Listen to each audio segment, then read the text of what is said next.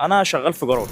على قد تعبك ربنا يهديك. انا بنزل شغل وانا عندي 12 سنه، مفيش حاجه كسرتني في الدنيا الا موت ابويا. امك وابوك واهلك مش هيفضلوا لك طول عمرك.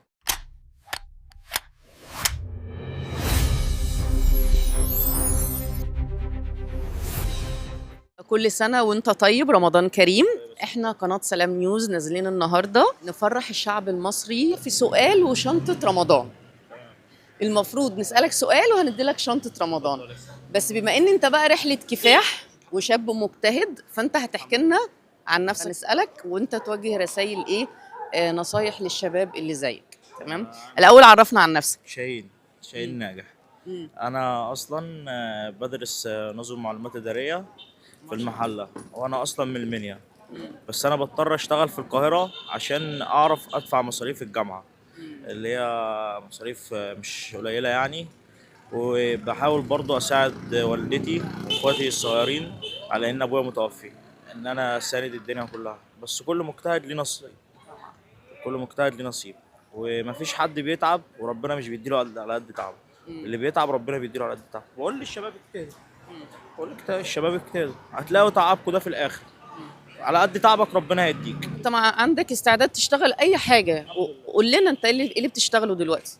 انا شغال في جراج. شايفين يا شبابنا، يا جيل المستقبل، يا جيل المشرف لينا، رغم دراسته ما شاء الله مش قليلة بس بيشتغل في جراج وما عندوش مشكلة على فكرة يشتغل في أي مكان، وإن كانت إيه الشغلانة مدام بالحلال. فبجد يعني أنا فخورة بيك، فخورة بالنماذج كلها المشرفة، سواء راجل سواء ست، سواء يعني المهم ان هم بيعملوا شغلهم صح، بيشتغلوا اي حاجه، المهم بعرق الجبين.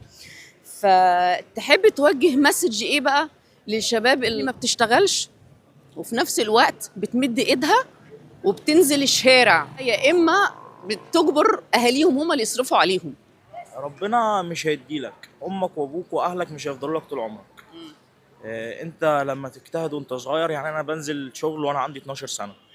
انت لما بتجتهد وانت صغير ربنا هيديك، وهتعرف معنى الجنيه. طعم الجنيه كده هتحس بيه. الله، هتاخد فلوس من امك وابوك لحد 20 21 سنه، بعد كده انت مش هتعرف تجيب الجنيه. والفلوس اللي هتجيبها مش هتحس بيها، هتصرفها مش هيهمك ايه هي. لما تشقى بالجنيه وتشتغل بحلال ربنا هتعرف اهميه الجنيه عندك. تعبت في شغلك وفي حياتك كتير، وايه اكتر المواقف الصعبة اللي واجهتها سواء في حياتك او في شغلك علشان تكمل دراستك؟ موت ابويا. موت ابويا هو اللي تعبني، يعني ما فيش حاجه كسرتني في الدنيا الا موت ابويا. بس الحمد لله ربنا انعم على الانسان بنعم كتير. تقول ايه للشباب اللي مش بيبقوا بارين باهاليهم؟ اكتر حاجه هتحاسبوا عليهم بر الوالدين. اهم حاجه البر بالوالدين. ايه اللي نفسك توصل له في المستقبل؟ يعني بعد الدراسة عايز تشتغل ايه ولا عايز تعمل ايه؟ اتوظف تمام، بعد كده يعني نفسي اسافر. نفسي اسافر السعوديه، الامارات، ان انا اشتغل بره. ان انا عايز اعوض سنين تعبي في مصر، ان انا اعوضها بالشهاده بتاعتي بره او في مصر. ولا لو ربنا كرمك وتعمل يعني حد ساعدك وتعمل مشروع خاص بيك، انه الاحسن والافضل؟ طبعا تبقى وسط اهلك وتعمل مشروع خاص. طبعا في وسط اهلك وتعمل مشروع خاص، ان انت كل سنه وكل يوم بعيد عن اهلك بتتحاسب عليه، بتحس بيه وجعة قلب، كسرة. مهما كانت الناس اخواتك وحباتك، برضو مش تقدر يعوضوك عن امك واخواتك واهلك وكده. كل يوم في الغربة بيتحسب عليك. حتى لو انت من محافظة لمحافظة دي اسمها غربة، يا بالك بقى من مصر لدولة تانية، تحسب غربة وغربة وغربة.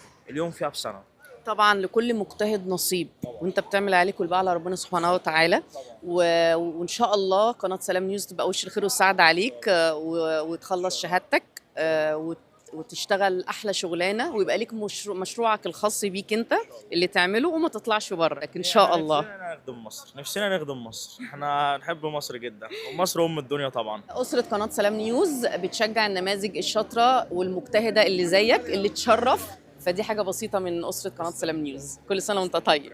واحنا معانا شنطة رمضان، ورمضان كريم. يلا باي باي.